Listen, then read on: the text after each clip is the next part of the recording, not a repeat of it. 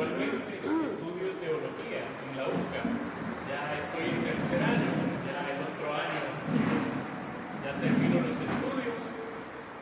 Actualmente vivo en Soyapango, en la iglesia Santa María de Guadalupe, ahí estoy sirviendo. Y bueno, pues también estoy acompañando la Oficina de Justicia, Paz e Integridad de la Creación aquí en El Salvador, en la JP, que es una instancia de la Orden de Frailes Menores, de los franciscanos, que tiene su sede en Roma, la oficina de JP. El director es Fray Daniel Blanco, salvadoreño, y este año fue nombrado por el ministro general de la Orden como el director de la oficina. Y bueno, pues con otros hermanos, Fray Santiago, Fray Víctor, Fray Benjamín, hemos sido delegados para la región del Salvador. Pero bueno, eso es en cuanto al trabajo. En cuanto a la espiritualidad, que es tan importante, y que Laudato Si nos dice eso, que tenemos que buscar una espiritualidad ecológica, y porque eso nos sostiene también, ¿verdad? En cuanto a lo espiritual, digamos, y hablar de espiritual, todos sabemos, espíritu es neuma, ¿verdad? Viene de ahí de neuma, y es lo que da vida. La espiritualidad no es algo que te va a aniquilar tu visión de la realidad, es más, tiene que vivificar. Un hombre, una mujer espiritual no es aquella persona ensimismada, no es aquella persona quieta. Un hombre, una mujer espiritual es alguien que sale, alguien de encuentro, alguien que se deja interpelar por la realidad, pero que no solamente se deja interpelar, sino que tiene una respuesta.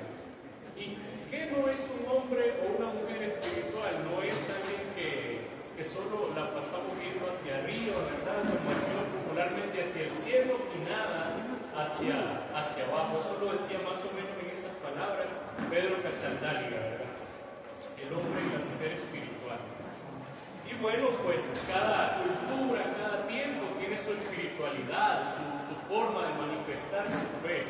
No es lo mismo la espiritualidad latinoamericana que la europea, pues tiene sus matices. Incluso en Latinoamérica, siendo un solo continente, no es lo mismo la espiritualidad de los quechua, de los mapuche, que de los mayas en Guatemala, ¿verdad? Entonces, incluso cada persona tiene un modo diferente de expresar su espiritualidad, ¿verdad? Entonces, Laudato Si es una encíclica eminentemente de doctrina social de la Iglesia, ¿verdad? Ella se enmarca en la doctrina social de la Iglesia y es un proyecto, digamos, que nos presenta el Papa Francisco, pero que tiene su origen, este proyecto, en la encíclica Evangelii Gaudium, que fue la primera encíclica del Papa Francisco, que se llama La Alegría del Evangelio, ¿verdad? Y en esta encíclica, La Alegría del Evangelio, es donde el Papa escribe aquellas frases famosas que muchas veces las hemos escuchado. Dice el Papa: yo quiero una iglesia pobre y para los pobres. O él dice, por ejemplo, que quiere una iglesia en salida, que quiere que estemos más en salida y no tanto hacia adentro. Entonces, esta encíclica Evangelii Gaudium es como el inicio de este proyecto. Un segundo paso en este proyecto será la encíclica Laudato Si, de la que vamos a hablar hoy, ¿verdad? Por eso no me detengo tanto en esta parte, porque la vamos a ver después. Un tercer paso es Fratelli Tutti, que se publicó en 2021, ¿verdad? En esta encíclica, también retomando mucho de la espiritualidad de San Francisco, Fratelli Tutti significa todos somos hermanos, ¿verdad? Y es lo que decía Francisco. Entre ustedes, le decía Francisco a los frailes, entre ustedes no hay alguien que sea superior y otro inferior. No, dice, entre ustedes, como dice Jesús, todos son hermanos. Por eso la orden se llama Orden de Hermanos Menores o Frailes Menores, que es lo mismo. Y otro siguiente paso de este proyecto, que a mí me parece como la cúspide de las aspiraciones, de los sueños que el Papa plasma, es Querida Amazonía. Ya solo el título, ¿verdad? Querida es un título afectivo. Y Amazonía, ¿verdad?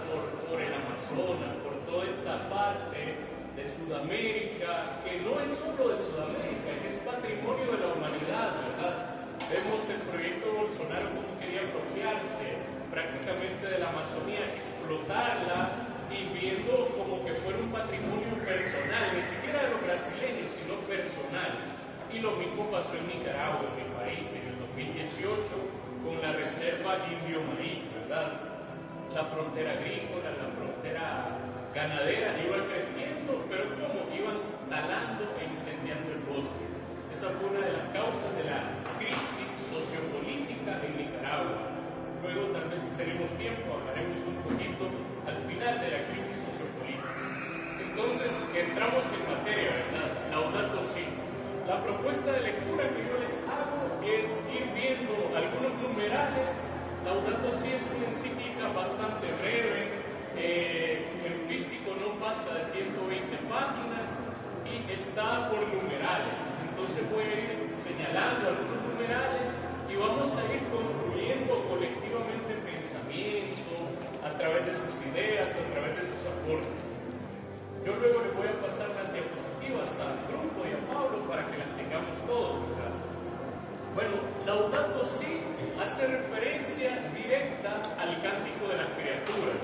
Alguna vez tal vez hemos escuchado aquel cántico de San Francisco que decía: bendito seas mi Señor por todas tus criaturas, por el sol, por la luna, por las estrellas, por el fuego, por el viento. Y miren qué importante esto que dice Francisco. No dice por la hermana tierra o por la tierra, sino que dice por nuestra madre tierra. Y eso, sobre todo en aquel contexto medieval, fácilmente pudo haber sido tachado como herejía, ¿verdad? Sin embargo, se sostuvo en el cántico este tema de nuestra madre tierra. Y dice el Papa Francisco: Laudato Si mi Señor, así comienza la encíclica. Alabado sea mi Señor, cantaba San Francisco de Asís en ese hermoso cántico que nos recordaba que nuestra casa común, de entrada va hablando de la casa común, es también como una hermana. No solamente es la casa común, sino que es nuestra hermana, con la cual compartimos la existencia, y como una madre bella que nos acoge en sus brazos. Alabado seas mi Señor por la hermana, nuestra madre tierra, la cual nos sustenta y gobierna y produce frutos con coloridas flores y hierbas.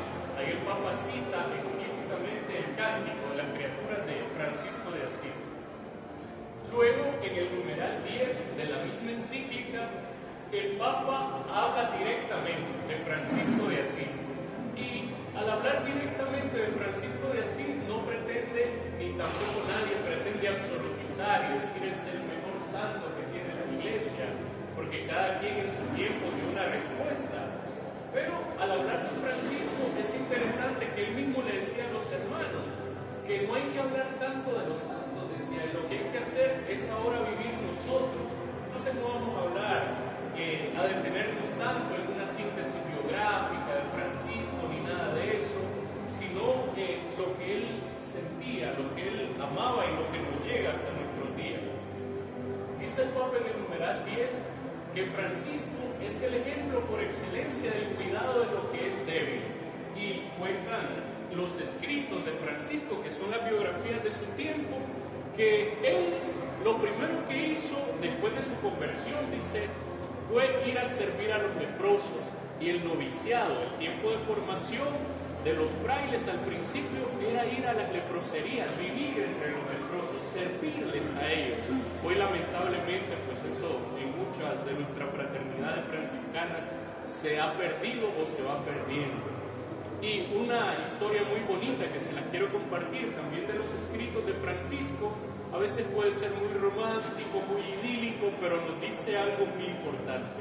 Nos cuenta Tomás de Celano, que era uno de los biógrafos de Francisco, que una vez él estaba comiendo con un leproso y estaban en la misma bandeja, compartían bandeja, y Francisco metía la mano para agarrar los mendrugos, dice, de pan que había ahí, y el leproso también. Cuenta Tomás de Celano que mientras el leproso metía la mano, ustedes saben, la lepra es una enfermedad donde la piel se cae a pedazos, que chorreaba sangre y pus, dice el biógrafo, sangre y pus, e incluso caía en la bandeja, y aún así Francisco seguía comiendo, ¿verdad? Es admirable la entereza de este ser humano, igual que nosotros, ¿verdad? Esa fuerza ante la debilidad, ante lo débil, como dice el Papa Francisco aquí. Luego dice, y de una ecología integral, lo vamos a ver más adelante. Hablar de ecología es hablar integralmente. No podemos o no pretendemos querer cuidar el agua si no estamos cuidando los bosques, porque aquí todo está unido, ¿verdad? No podemos querer organizarnos socialmente y en nuestras casas ser violentos, ¿verdad?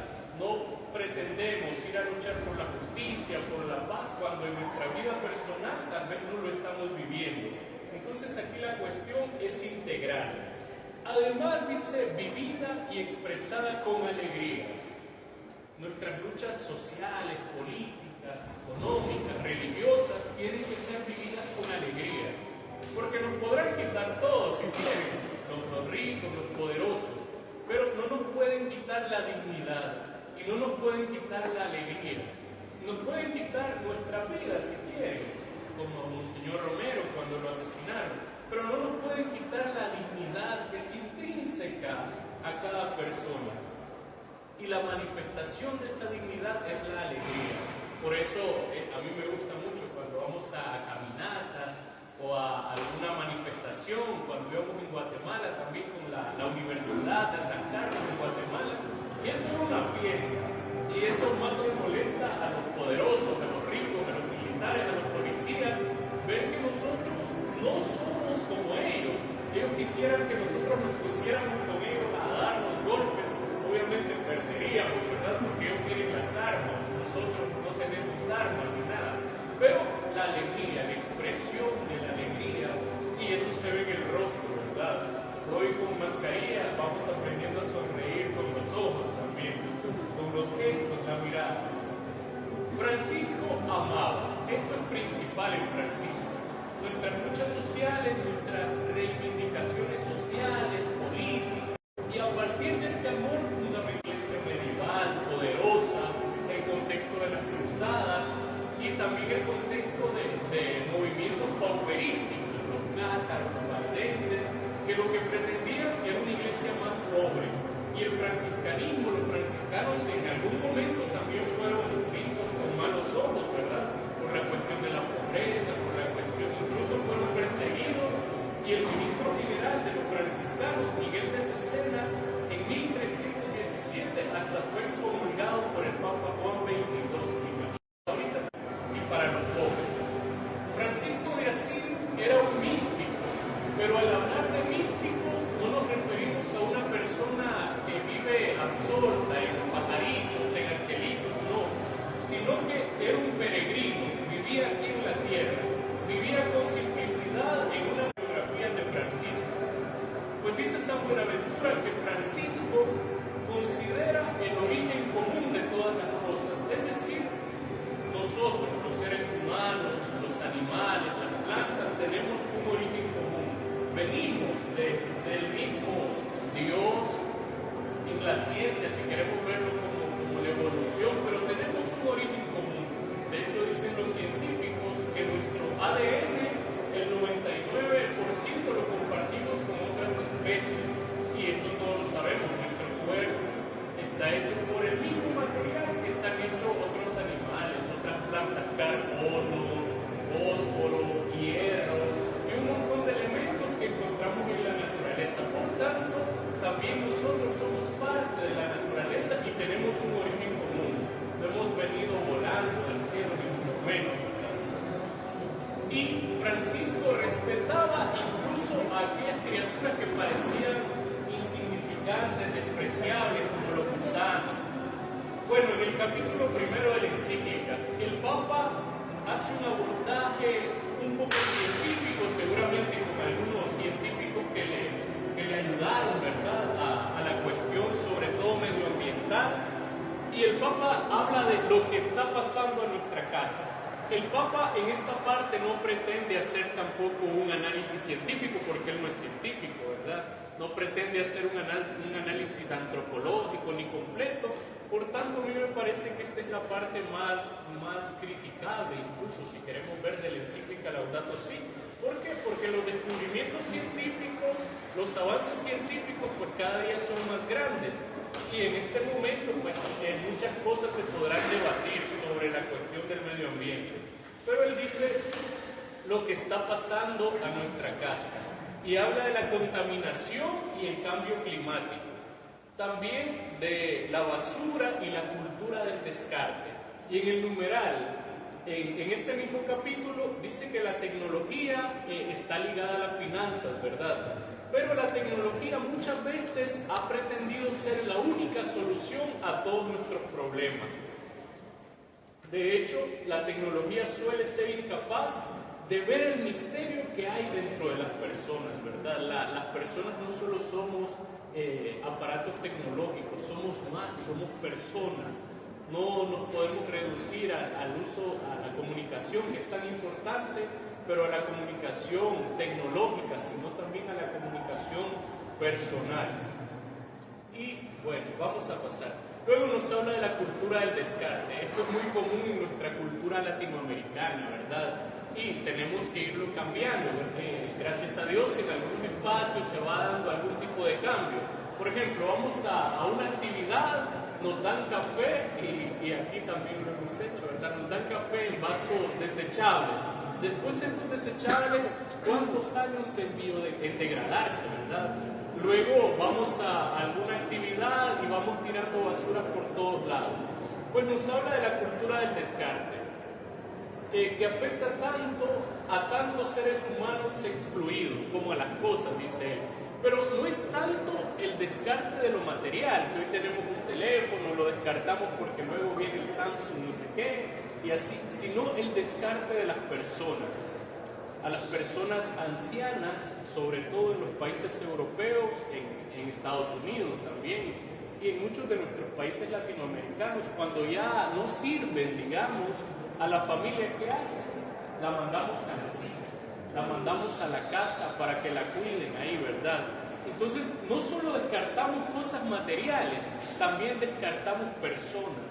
Nos hemos atrevido como seres humanos a descartar a aquellas personas que no nos sirven económicamente, que no producen económicamente. Muchos niños enfermos, por ejemplo, ahorita pienso en muchos niños con síndrome de Down o algunas enfermedades que son descartados incluso dentro de sus mismas familias y llevados a algún centro especializado, ¿verdad? Gracias a Dios, muchas familias cuidan de los ancianos y de los niños o de las personas enfermas. Luego el Papa habla de la pérdida de la biodiversidad. Cada día, ahorita no manejo precisamente el dato, pero cada día son cientos y cientos de especies animales y vegetales que se pierden y que ya no se van a recuperar jamás.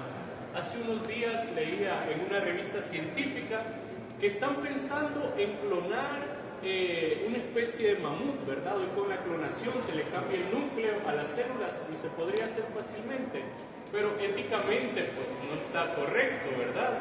Porque es una especie que desapareció en su tiempo también por la caza de los seres humanos, ¿verdad? Coincidió en algún tiempo la existencia del mamut y del Homo sapiens sapiens, entonces lo cazaba para poder alimentarse.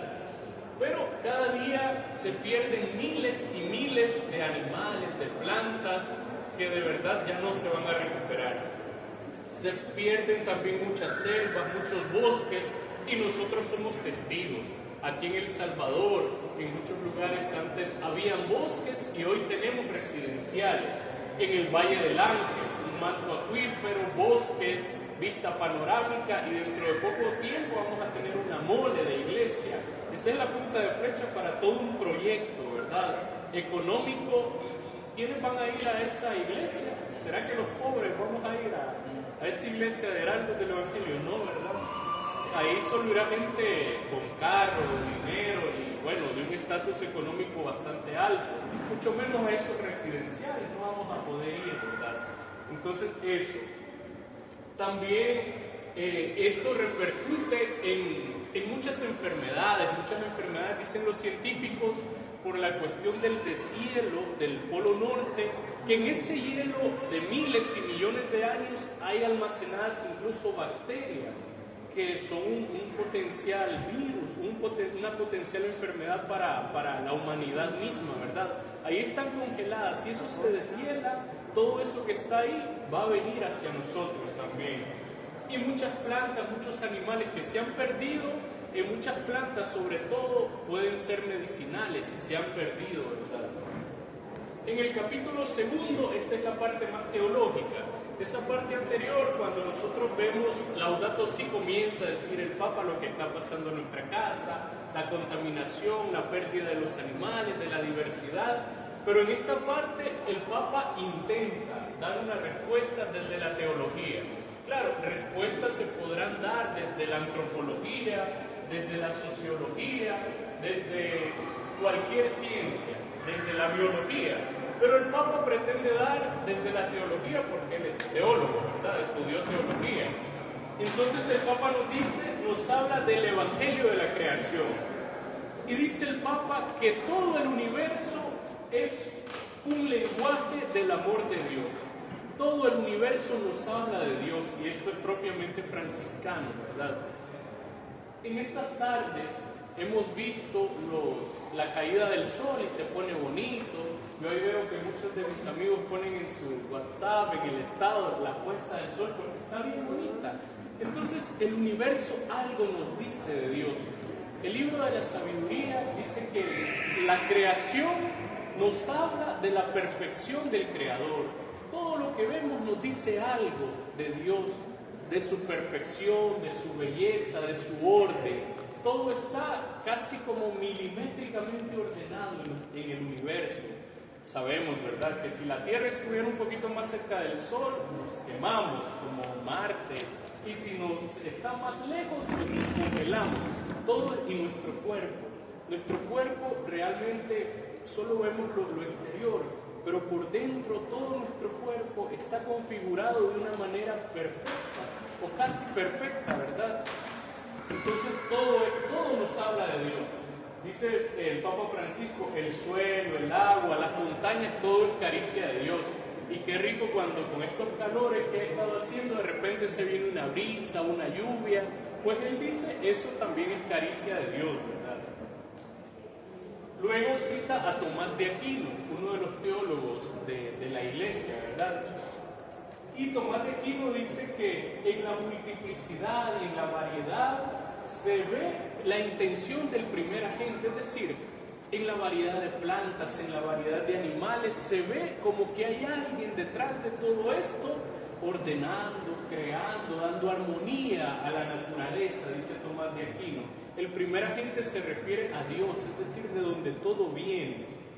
Vamos a pasar al capítulo 3, esta es como la parte teológica, lo que propone el Papa Francisco. Luego el Papa Francisco habla de la raíz humana de la crisis ecológica, es decir, tenemos que admitamos, estamos en una crisis ecológica, además de la crisis política, de la crisis económica, de la crisis familiar que podamos tener o personal, las crisis religiosas, eclesiales, hay una crisis ecológica, hay que admitirlo. Y el Papa ya lo señalaba, la pérdida de animales, la pérdida de tantas especies, la cultura del descarte. Pero esa crisis ecológica tiene una raíz humana. Es decir, los causantes de esta crisis ecológica no son precisamente nada más la tierra que como cada cierto tiempo se balancea un poco para purificar. No, es el mismo ser humano. El mismo ser humano que ha provocado el calentamiento global, la extinción de muchas especies, la basura. Ya hoy dicen los científicos que el 100% del agua potable, ya no digamos el agua de los mares, tiene microplásticos. Es decir, que ya agua sin plástico ya no existe. La única agua que existía sin plástico estaba en el Ártico y en el Antártico, y ya no, dice, ya debido a las lluvias y al derretimiento de los glaciares, ya esa agua también ya tiene microplásticos. Entonces, el Papa nos dice que el paradigma tecnocrático tiende también a ejercer su dominio sobre la economía. Y hoy vemos las grandes empresas en China, en Japón, en Estados Unidos, que producen por cantidad, ¿verdad? Automóviles, aviones, teléfonos, computadoras y un montón de cosas que después ¿dónde van a parar? A los lugares donde se almacena basura. Entonces el paradigma tecnocrático también tiene su parte en esta crisis. Y la política, dice el Papa Francisco Pablo, expresaba muy bien que Laudato Si no solamente es una, como se dijo al principio, es una encíclica verde, nos habla de las plantitas, no, nos habla de política, nos habla de los problemas reales de la humanidad, nos habla de la pobreza, nos habla de la migración que a nosotros tanto nos atañe, nos habla de la desigualdad social, no es una encíclica verde, una encíclica light ni nada de eso. Luego, más adelante el Papa va a profundizar en la cuestión política, pero dice que también la política, ¿verdad? Ahorita hay una cumbre en Egipto y la gran crítica a la cumbre es que la mayoría de los que iban a la cumbre llegan de otros países, naturalmente, pero iban en sus jets privados. Imagínense la cantidad de carbono, la cantidad de dióxido de carbono que genera esto. Y ellos iban a una cumbre ecológica, ¿verdad? Y cada uno en un jet, ¿cuántos jets llegaron? Luego dice la economía asume todo el desarrollo tecnológico en función del rédito. Muchas veces nuestras economías, nuestros gobiernos, lo que buscan en realidad es el dinero. Sus proyectos están enfocados a favorecer a las personas con dinero, con una posición económica alta.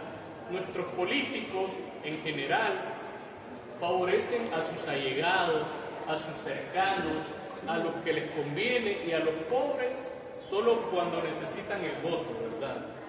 Luego dice, esto no prestan atención a las consecuencias negativas para el ser humano. Las finanzas ahogan a la economía real, ¿verdad? Luego el Papa Francisco nos dice, y esa imagen tal vez en la diapositiva que les mande luego la ven en grande, que en ese tiempo, ¿verdad? Podemos decir, ay, pobrecito, un niño en África, ¿verdad? Pero no hay que irnos tan largo, no hay que irnos hasta África, vayámonos a nuestras comunidades, allá a Soyapango, a Nicaragua, a Latinoamérica entera. Yo todos los días que voy hacia la universidad, veo siempre a diferentes personas y yo estoy seguro